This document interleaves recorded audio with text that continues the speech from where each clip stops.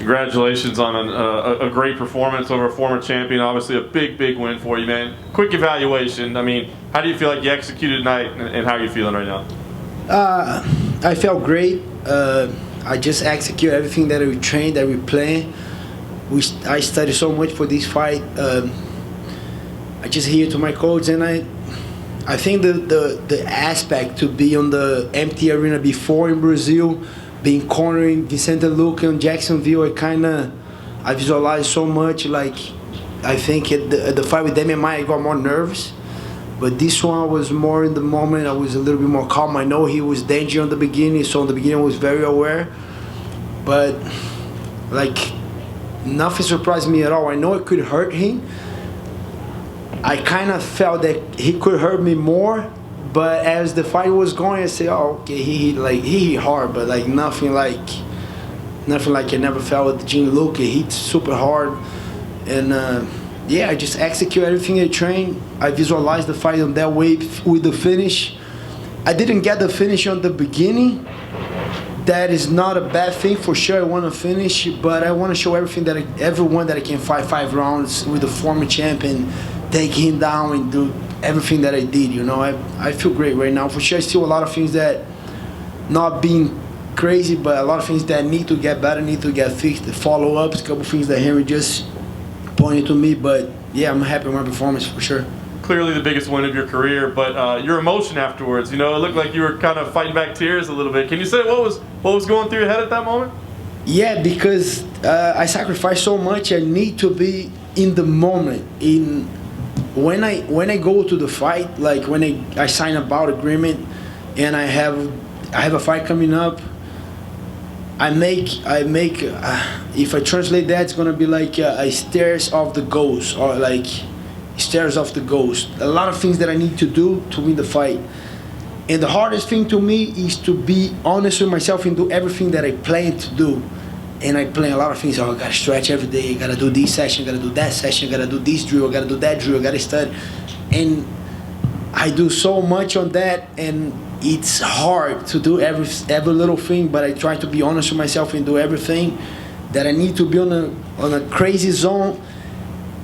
And when I step in the octagon, I feel if I do everything that I said I supposed to do and I do it, I get there very comfortable and I get in the zone. So I got in the zone. But it's a lot of emotion to like, wow, I did everything I did. Okay, I'm happy. Now we're gonna perform, and I execute, and just like, wow, it's just like, okay, it worked, you know, like it paid off. It's not easy. People don't realize. Like, I got my 2 kids, I got my wife, but when I got to a camp, I need to go out a little bit. I need to be with myself. I need to study the fights. And I'm kind of nerdy on that. Doesn't look like, but I study a lot, break down the things, and I make my notes. And there's a lot of work, and people don't realize that. But I think it's been showing off in my performance. And after the fight, I always like, wow. It's kind of like a release, you know. Okay, I execute. Let's go, and then emotions come a little bit. Can you point to what the key is to your success? Because you've always had talent, but there was a time when your spot on the roster was at risk, right? I mean, there was talk of them releasing you. And now you're about, you know, maybe having a #1 contender fight in the very near future, maybe a title fight. What's the key to go from there to here? It's a lot of things. It's not only one thing, but I remember that spot. Like, I remember I supposed to fight Paul Felder, and I had the surgery on my elbow. I didn't fight Felder, and that was the last fight on my contract. And they gave me Jason Sago, and I know I had to win that fight. But I started doing a lot of things. I changed my conditioning coach. I started doing a mental coach. I started adding a lot. But I think one of the things that helped me a lot was got back to jiu-jitsu. You know, I was just like, that was my roots. I was falling in love with the striking, and I was just doing striking. I was sparring, and sometimes I was taking the guy down. And on the beginning, it was too easy to take the guys down. We submitted, and then I like, you know, I'm in a comfort zone. I gotta go more stand-up. And I started just going stand-up, and I missed the timing with the takedowns, and I missed the timing with jiu-jitsu. And then I kind of realized, okay, that's my roots. I need to come back. And then I started competing a lot of jiu-jitsu, training more. And I think that was the key.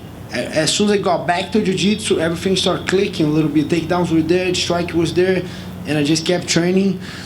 And I think it's kind of like click a little bit, and then they took a couple losses. After that, I lost to Dan Hooker. That was another thing that I realized I need to study more. I was get too pumped up to the fight. I rocked the guy a little bit. I was going forward crazy. I want to finish the fight, and then after that fight, I learned that. But I think it's just a process. And after I stopped with the crazy weight cut, I started performing a lot better too. That was the key, I think. One of the keys. It's a lot of things, not one thing that I can point, but we stopped with that craziness. Yeah, I felt a lot better. Nice. Last thing for me, we don't know what's going to happen yet with the title fight, but I mean, you obviously have a very good case for being in there. Have you talked to your team about how that would work? How would it work if you and Usman were to fight? How would the preparation work? How would the coaching work? How would it play out? I don't know. That's going to be weird. I don't know, but we're both professionals. I like the guy a lot. I'm not just being, no, I like the guy. He motivated me a lot when he became a champion. I saw him zero. He didn't have his pro debut when I met him. And we always like to work together because I have the jiu-jitsu, he had the wrestling. We grapple a lot crazy since the beginning. Yeah, I don't know, it would be weird, but I want to fight for the title. No, I want to be the champion, and he's the champion. That's the only reason I'll call for this fight, otherwise it don't make no sense. But yeah, I want to fight for the title next. I know it might be Masvidal and all that craziness, but I just told Dana on the backstage, hey, I'm available for July. You know, if those guys keep going crazy, I want to fight for the title. If not, if you book another fight for the title, give me who is available. If it's not Colby, give me Leon Edwards. Give me I just want to stay busy. Gilbert right here. Before your fight at the media day, you said that Kamaru was giving you a lot of good insights before your fight with Tyron. So after spending 25 minutes with Tyron, did anything surprise you in there? Not really. He's normal. He's just a human being like me, like you. He just, I think, let's say he has like a couple of gifts as an athlete. He's strong. He has more reach than me, but as a fighter, yeah, nothing crazy. But the speed on the hands, power, but nothing special. Like a tough fighter, but nothing. Oh, he hit hard. Yeah, he does. Look, Vicente, look right there. He hits hard, juice. And we sparring before his fight, before my fight. That guy hit super hard, and then I gotta be like, we spar before my fight. We spar before his fight. I gotta keep my hands up, otherwise that guy knocked me out on the warm up. So it's nothing different, you know. And then on Twitter, for a while, you were calling everyone out in multiple weight classes. I even think you offered to fill in at middleweight when you were in Jacksonville. Yeah. Now at this point in your career, do you have to be a little more selective after this big win? My manager, Ali, he just said that, hey, stop with the craziness right now. But the thing was, in Jacksonville, as soon as Jacare got the COVID-19, I would say, wow, they might cancel everything. You know, I might not fight Tyron Woodley. I might fight this guy tomorrow. I better get that fight anyways. Then wait and everything get canceled. And I call Sean. He said, "You crazy? You're gonna fight Woodley?" And then I say, "I'm just, you know, the fight's still up. Yes, the fight's gonna. Okay, no problem. You know." And then, but he got crazy. He said, "No, I think I need to be a little bit more selective right now for sure." But I think all my improvement, all my evolution on the sport is just because I'm competing. I'm getting better. I'm fighting, and I'm not afraid to fight. I want to fight for sure. I want to fight for the title next. But if it's not happening, don't think I'm gonna hold on that position. I'm gonna fight another guy, you know. And one final one, you fought in Brazil, and then you cornered Vicente in Jacksonville. But those were in arenas. This was in a smaller venue with a smaller octagon. So did it feel a lot different fighting in the Apex? Not really. In Brazil was crazy. First experience, empty arena in Brazil was like, I got nervous on the beginning. I was like, wow, okay, I'm fighting. But then I went to Vicente, and it was the same feeling. And then I started visualizing a little bit. And then I got to the Apex, and I got here on Thursday to do the media, to the pre-fight interview. And then I like, hey, let me take a look right here. Let me see what's gonna be the.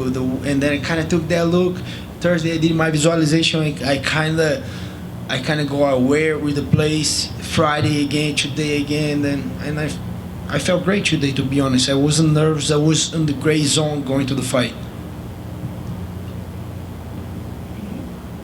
It sounds like you have a process that you go through to get your mind in fight ready. Was this any different as you went through your process right there? No, same process, a lot of work. Even I think that one was a little better because I had more time. But on those short notice, a lot of work. People have no idea. Like for the 2 weeks notice that I got a fight with Gunnar Nelson and Alexei Kunchenko, I gotta go through all that process in 2 weeks. It's harder, but I think I've been getting a lot of confidence after those fights, and I have time to this fight to approach all. I know where mentally I gotta be on the fight, physically, and especially when they changed the date for the 23rd for the 30th. That extra week was amazing. Was when I click everything, I put everything together, and I'm like, okay, we're going to that fight, and everything clicks on a perfect time.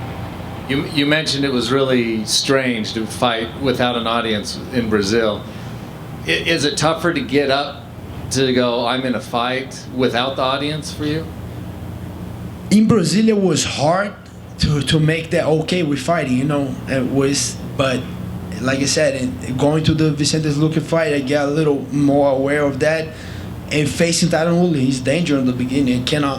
I had to do this adjust, or being nervous on the beginning, be aware on the beginning, because Damian wasn't that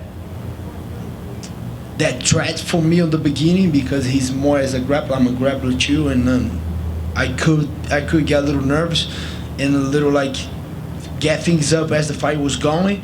But Woodley is danger, I gotta be aware since the fight started, and I think I realized that, and I adjust that and I execute. Thanks. You're welcome. Yeah, nobody. Thank you guys. Have a good one.